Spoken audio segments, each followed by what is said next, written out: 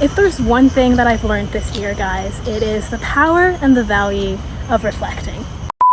Today is the 1st of January 2023, and I am so glad that you are watching this video today. This video is so value-packed on the first and very crucial step of living out your best year yet in 2023, and that step is reflecting. And so this video is going to be structured in two different parts. We're going to have the first part about why is reflecting so important? What's all the gossip around it? Why is it so important?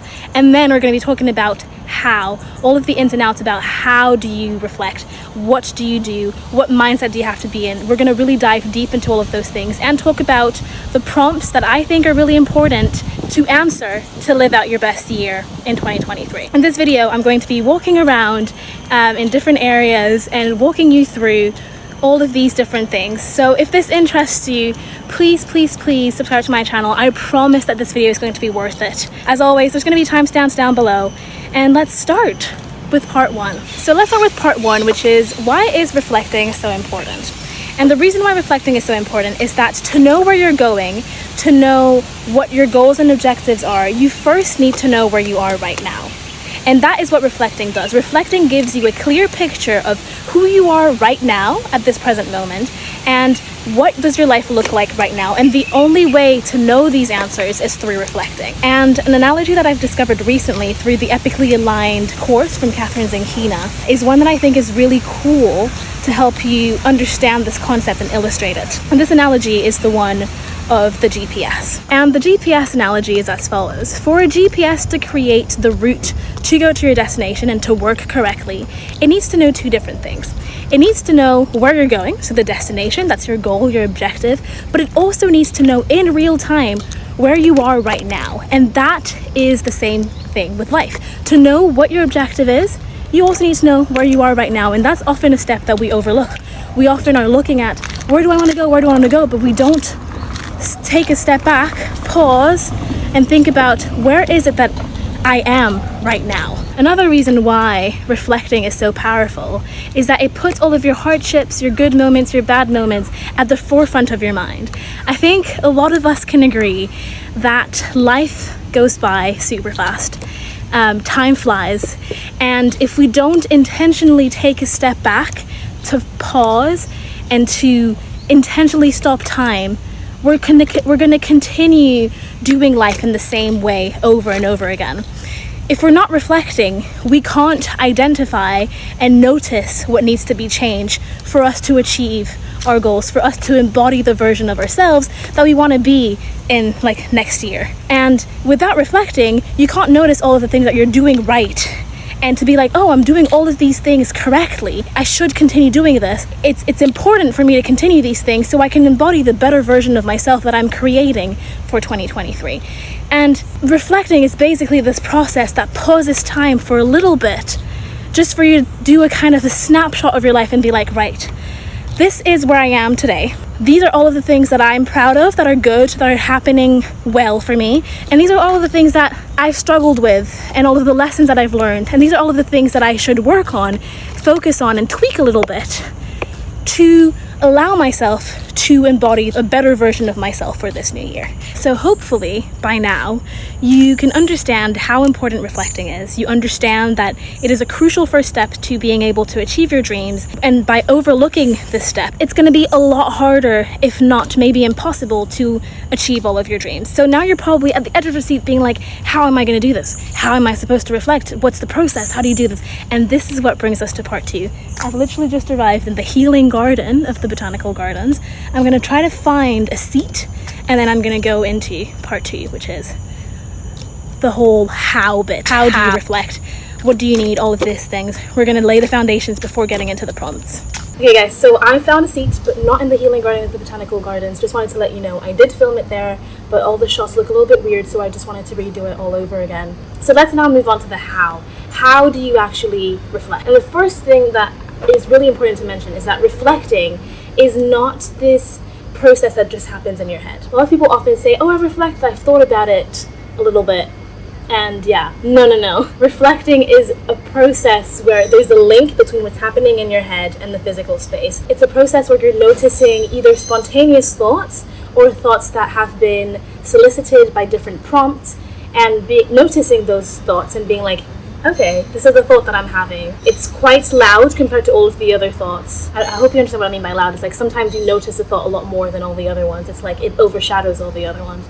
So it's quite loud compared to the other ones. I'm going to write it down and put it in the physical space. And that is the power of reflecting. It's only when you're able to put a thought in the physical space that your brain is able to acknowledge that thought and be like, okay, I've noticed this. This is something that's in my reality right now. If not, your brain has thousands, if not millions of thoughts every single day, every single second.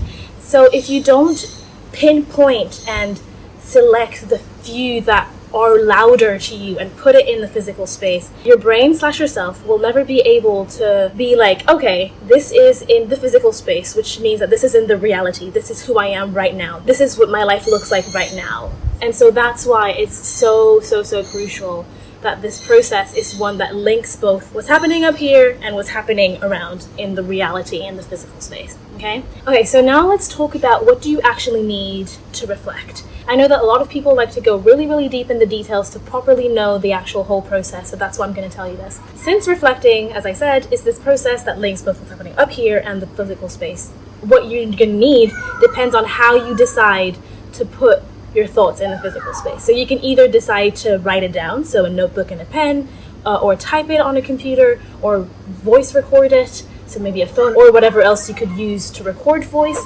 Some people would also say that having a conversation with somebody would be putting it in the physical space, although I don't fully agree with that. I think that having a conversation with someone really allows you sometimes to understand your thoughts and understand actually what's happening up there and being like, oh, this is a thought that I've been having recently. I hadn't noticed it until this conversation. But I still think that it's important to, after having a conversation with someone, reflecting on it, on paper, typing it down, whatever it is, voice recording. So that's what you need. I promise we're going to get to the prompt soon, but I'm laying foundations first so you fully understand the whole process before getting into the actual, these are the questions you should answer, okay? The next thing I'm going to be talking about is the reflecting mindset. So what headspace should you be in to reflect at the best of your ability? And the first thing is that the reflecting mindset is one of low pressure. You can't reflect to the best of your ability if you're in this very pressured energy, because even though thoughts will still come to you, your brain always have thoughts. Even when you're meditating and trying to be as calm as you can, you still have thoughts coming in and out of your brain, right? The thoughts that will come to you when you're in this pressured state will not be really the ones that you want to hear. Because a lot of the times when you're reflecting on things that could be a little bit uncomfortable, on things that you might have never thought about, and so for these thoughts to fully come out, you need to really give them the space to be able to hear them. Because sometimes thoughts are always there, but sometimes they're just very quiet compared to all of the narrative that's very loud in your head. And that's why I think to reflect as best as you can, you need to be fully relaxed, stress-free, and have like your heart a little bit open in this kind of receiving energy, like I'm willing to receive whatever comes to me, right? And another way that I can explain this as to why being pressured will not allow you to reflect correctly is using the analogy of a fight. When you're having a fight with somebody and you're really in the heat of the moment, are you able to like take a step back and be like, you know what?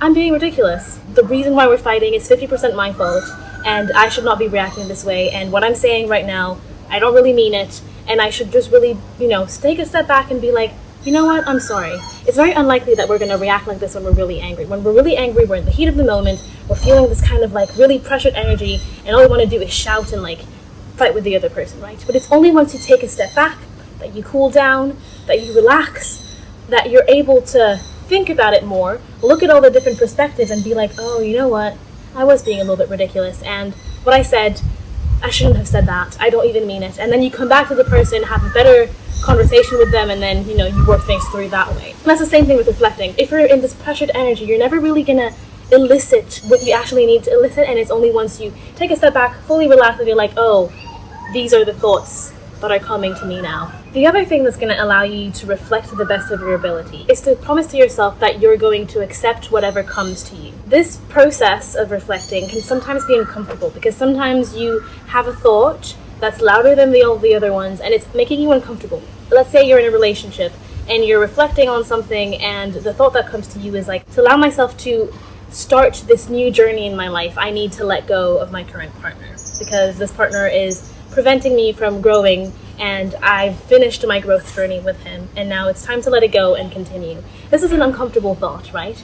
But you can't just be like, you know what, I don't like this thought, bye, I'm gonna think about something else and just remember how cool he is and remember that I want to have children and get married with him. No, you have to really promise yourself when you start reflecting that whatever comes to you, that's a genuine, like, you know that it's a real thought that you actually need to like put on paper and work through a little bit, understand where it comes from, you need to write it down. You owe it to yourself. And I think that's an important like energy to be in when you start reflecting. It's like, you know what, whatever comes to my mind today, I will write it down. I will not be, you know, triaging my thoughts based on what I think is palatable and okay to think and what is like a little bit ugly and like I'm gonna leave it in the brain and not put it in the physical space. That's not the best way to reflect, because you're not going to grow as much if you're just picking and choosing what's palatable and okay to put on paper. And then the last thing in this headspace section is fully understanding that the reflecting process is one that is non-judgmental. Whatever you put down on paper is not going to be something that you judge. And I think that by also accepting this, you're going to be able to go back to the second point and accept whatever comes your way, right? Because the reflecting process is not the process where you're taking action on whatever you thought about and are like, okay, what am I going to change in my life for all of these things to improve? The reflecting process is one where you just put something on paper and then you try to explore a little bit more why you've put that on paper. But you're not thinking at this stage what you're going to do with that thought. You're just acknowledging that this thought is there, and it's there because of these few reasons. And then maybe later you're going to be like, okay, what am I going to do about this? And so whatever comes your way, whatever you write down is not something that you're going to judge. Obviously, it's difficult, I'm saying this, but it's difficult not to judge some of your thoughts. But at least we should try to the best of our ability not to judge what we put on paper and our thoughts. Because sometimes it's the ugliest thoughts that we have that help us grow the most. And it's not because you have the thought that sounds really ugly that the actual root of it is as ugly, if that makes sense. So sometimes you might have a thought that you're really, really, really jealous of your best friend, Rebecca. Rebecca, she's this perfect girl. She looks amazing. She has a perfect boyfriend. She seems to have the perfect life. And you're just really jealous of her. And you're like, if I'm being super, super honest with myself, I'm so jealous of her. I'm so envious of her. And I hate that feeling because it's preventing me from connecting as much as I could with Rebecca, because every time I see her, I'm just like, I want to be you, but also I'm kind of resenting you because you have everything that I want. And that's the key thing. You have everything that I want. You're not jealous of Rebecca. The jealousy of the thought, I'm jealous of Rebecca, is helping you notice all of the things that you want in your life. So maybe the fact that she looks really good makes you realize that, you know what, I'm not taking care of my health as much and I should eat more healthily and maybe do a bit more exercise so I can feel better in my body. And then you're like, oh, well, now my body looks like a way that I'm really proud of, but also I'm super healthy. And then the I'm super jealous of her perfect relationship might make you realize that, oh, I actually want a relationship where I feel deeply connected to my partner, where I feel like I'm really growing with them. I'm sick of just the one night stands and being with people that are not bringing anything to my life and not adding any value. And so sometimes it's the ugliest thoughts that help you notice what it is that you actually want in your life. So that's why you need to not judge your thoughts. Because if you've judged that thought and we're like, you know what, this thought is horrendous, I'm just going to write it down and move on, then you wouldn't have been able to really notice and receive all of the gifts that this thought had, because having this thought made you grow and learn a lot of things about yourself. Okay, so please, it's a non-judgmental process. Accept everything that comes to you, and it's a non-pressured process as well. Okay, and so now the last thing before we get to the prompts, the last thing, please stick with me. It's about the reflecting environment. And so we've talked about all the reflecting mindset, and actually the environment is very similar. The environment should reflect the mindset. So it should be an environment that allows you to be calm, stress-free, not feeling super pressured. And so whatever that environment is for you, because I don't know that, you will know for yourself what that environment looks like. For me, the reflecting environment is one more of a feeling. It doesn't really matter where I am. It's more of I know that nobody going to disturb me. I know that I'm kind of in my bubble. So I could be in my room and still not feel like it's the right environment, because sometimes people just barge into my room, come and ask me a question. And so I feel like I'm not fully able to let go and feel calm. But I could also be in a really, really busy coffee shop, have my music in, and that be the perfect environment because I'm in my little bubble and I know that nobody's really going to come and disturb me. So it really depends on you at the end of the day, and you will know best what that environment looks like.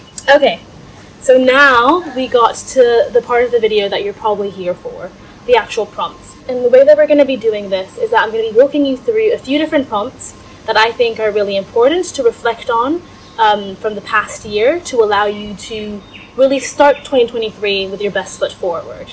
And these prompts are either prompts that I've reflected on myself, so through the Epically Aligned course, or prompts that I found online as well that I think are really important to look through and answer, and I will be looking through these questions as well in my own time. The way I'm going to be doing this is I'm going to be explaining all of the questions and explaining why it's important to reflect on it. And the way you can go through the session is either listen to all of this in one go and then reflect, or reflect one by one. So yeah, let's get into it. It's going to be a fun time. So the first question that I think is really important to reflect on is, what were the best parts of 2022?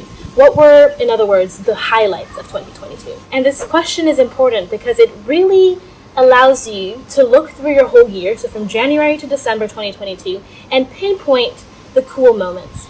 It's so easy to always look back on a year and look through all of the things that didn't work out well. But this question allows you to look through all of the good moments. And a thing that will make this reflecting moment more powerful is not just writing on paper, that was cool, and moving on. Why was it cool? Allowing yourself to also notice the why. Why is your brain thinking of this moment this year was a real highlight? The why is more important because it allows you to understand what makes you happy in your life, or to a lesser degree, what made you happy this year. Because going on a trip could make you happy, but it could also make you really, really unhappy. It's what you attach to that trip that makes the thing. So, for example, instead of writing my trip to France this summer, write my trip to France this summer because it allowed me and my partner to really reconnect. We felt quite out of sync before going, and just being the two of us in a new country with amazing views really allowed us to talk things through, and we left this trip feeling so much more in sync. It really made our relationship 10 times better, and I'm just so grateful to that trip because really, we were kind of in crisis mode before then, but this trip really allowed us to remember why we're together in the first place and why we love each other so much.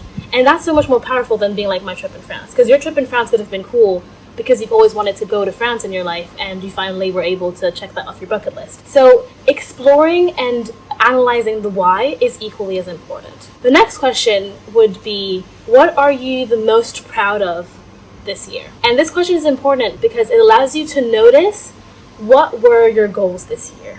Because every beginning of the year, we always set goals and resolutions and whatever it is. But sometimes we set goals and resolutions that we haven't fully thought through, right? We're just like, oh, I want a six-pack this year.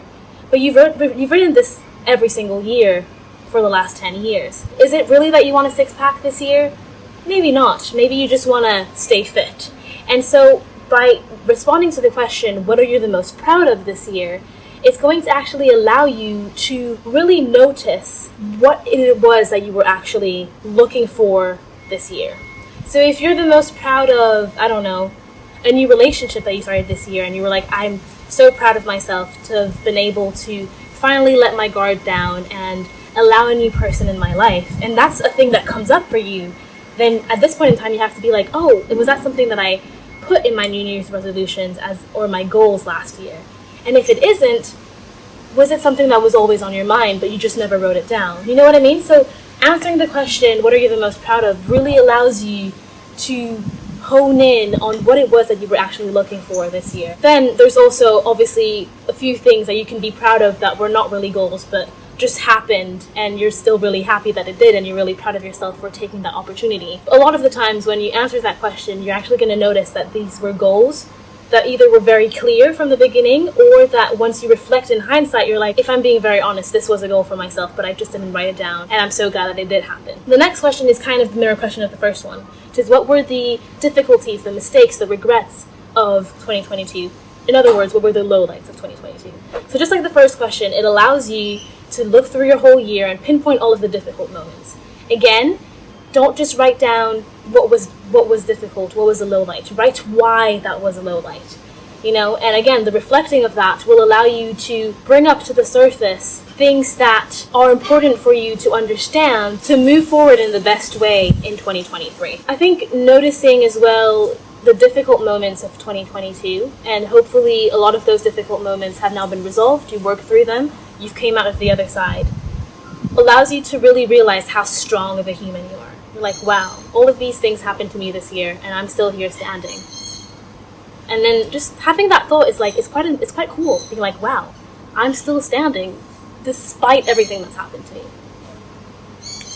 That's quite a cool feeling, and that's quite important to like really think about and notice. The other question that I have for you were, based on all of those mistakes, regrets, whatever, lowlights of 2022, what were the lessons that you were able to learn from them? And again, that's an important question because it allows you to dive deeper into the difficult moments of this year. Yes, these were difficult moments. Why were they difficult moments? And what was I able to learn? Because being able to really reflect and again, put in the physical space all the lessons you've learned from your hardships, which is often the time in life where we learn the most is in difficult moments, that will allow you to respond to these challenges if they were to happen again in a better way and bounce back much quicker. But again, you need to know what the lesson was to bounce back quicker. So yeah, if this challenge happens again in a few years, but you haven't reflected on it, it might still feel a bit difficult, although familiar, to work through it. Whereas if you actually sit down and were like, right, this is what happened to me this year, this is what I learned from it, next time that this happens, the best way to respond is this, and this. Then when it happens again, you already have your plan, you've already learned the lesson, and you're already going to like embody that lesson fully, right? So you're going to be able to bounce back much quicker. The next few questions that I have for you are habit-based. So the first one would be, in 2022, what were the habits that served you? So the habits that allowed you to be a calmer person, the habits that allowed you to be more focused, more productive, more present, all of these habits. This question is important because it's going to allow you to notice all of the things that you're already doing right and remember to carry those habits, carry those things into 2023 to continue yourself to do all of these things right.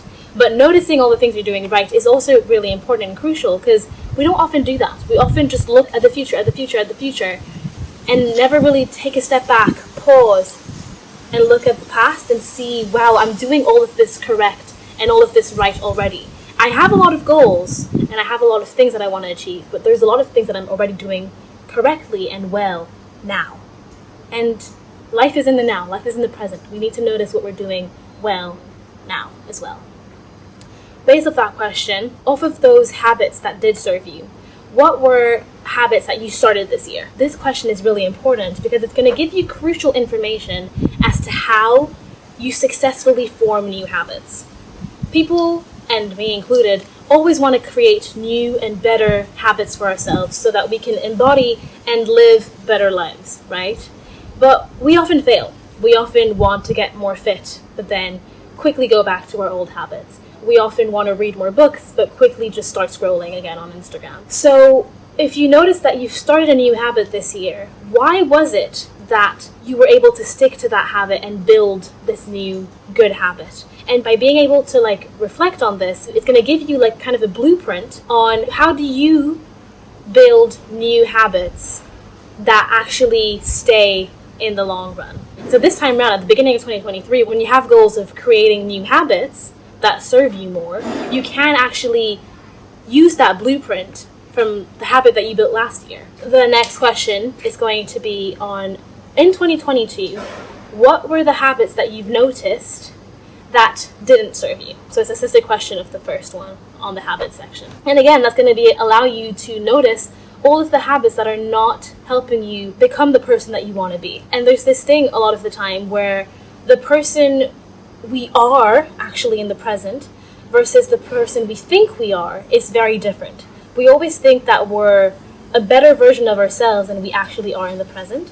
And allowing ourselves to reflect on our bad habits or habits that don't serve us, and this whole reflecting process generally, is allowing us to bridge that gap and making us notice that this is who I am right now, and these are all the things I should work on. And then off of that question, of the habits that did not serve you in 2022, what was, if any, a habit that you started this year? Again, that's quite important to notice because it's going to allow you to see as well how you build bad habits and why you build bad habits. So what mental headspace were you when you started doing this habit? Maybe you were very, very stressed and overworked. So maybe next year, to prevent yourself from picking up habits that don't serve you as much, maybe you should focus on keeping your stress levels low, because you know that the more stressed you are, the more vulnerable you are to starting a bad habit. And the last question in this section for habits is, of the habits that didn't serve you in 2022, what was one, if any, that you tried to break but failed at? And that might be the most important one of this section, because we all want to break bad habits, right? But we need to notice which ones we're trying to break and reflect on the process that we used this time round to try and break it. And if it failed, think about, if it's failed once or twice or 3 times or 4 times, am I going to use the same process again this year? No, right? If it's proven to you time and time again that this process doesn't work, you have to change the process or tweak the process. And so you really need to sit down with yourself and be like, okay, what did I actually try to do?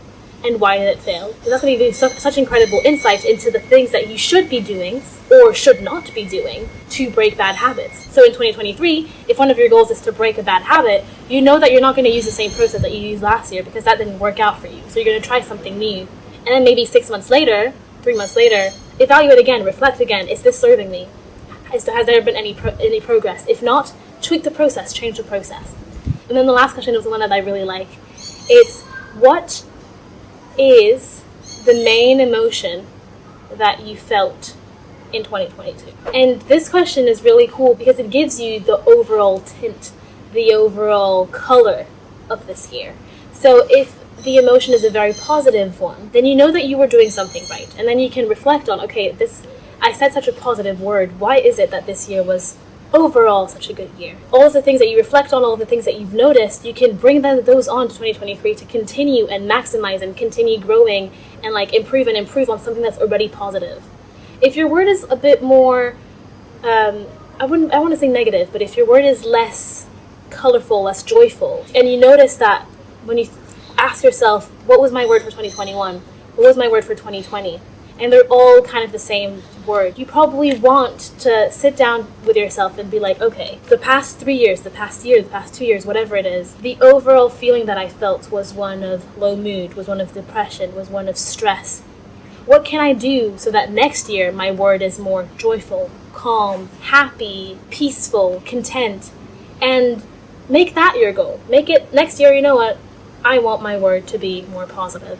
And I think having that question at the end is really important because it allows you to put everything together, right? You've talked about your happy moments, talked about your lower moments in the year, you've talked about all of your habits. And so putting all of that together, it gives you a color. And it gives you as well all of the points in life that are working for you and all of the points in life that probably need more attention and more focus to allow them to serve you a little bit more. And so if your word is, I felt very stressed this year, then you can actually see all of the habits that you have or don't have yet that are creating all of the stress in your life. And then so you have a clear action plan of, you know what, I'm going to focus on my habits and tweak them a little and improve them and try to break a few bad habits to allow me to feel more calm next year. And so yeah, I really like this question. I think we've come to the end of the video, guys. I've walked you through all of the different questions that I think are important. If I find any other question that I think is cool, that is important to answer, I'll put them in the description below. Because I just wanted this video to be as complete as I can. There's a parrot screaming for the last, I don't know how many, I'm so sorry. So yeah, I hope you enjoyed this video. I really tried to make it as value-packed as I could by explaining all of the secrets, everything that I've used this year to reflect on 2022. I hope you enjoyed it. Next week's video is going to be about how to make this year your year. So we're going to be diving deeper into the next steps. What are the next steps post-reflecting, the different headspace that you need to be in to allow yourself to live out the best year yet in your life. And yeah, so stick around for that one. That will be posted next Sunday.